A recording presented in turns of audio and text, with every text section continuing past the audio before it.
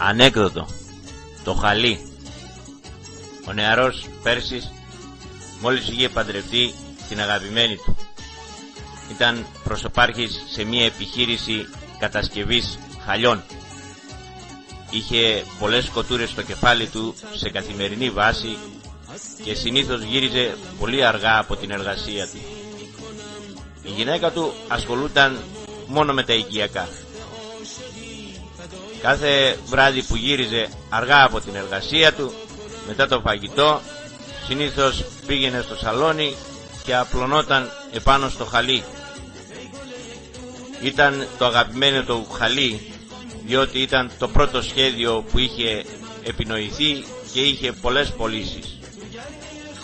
Κάθε βράδυ ρωτούσε τη γυναίκα του απλωμένος επάνω στο χαλί: «Γυναίκα, πόσο πολύ με αγαπάς?» Και η απάντηση της γυναίκας του: «Πολύ».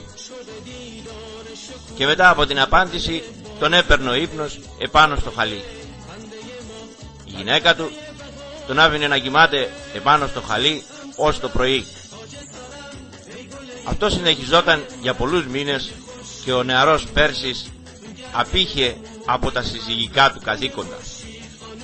Κάποια μέρα επέστρεψε νωρίς από την εργασία του και πηγαίνει στο σαλόνι μέχρι που η σύζυγός του να ετοιμάσει το γεύμα. Παρατηρεί ότι το χαλί που είχε σχεδιάσει δεν βρίσκεται στο σαλόνι και στη θέση του υπάρχει ένα άλλο χαλί με την παράσταση της γυναίκας του γυμνή. Τρέχει στην κουζίνα αγανακτισμένος και οριόμενος σαν ταύρος σε ιαλοπολείο, λέει στη γυναίκα του: «Γυναίκα, πού είναι το χαλί μου? Τι είναι αυτό στο σαλόνι?»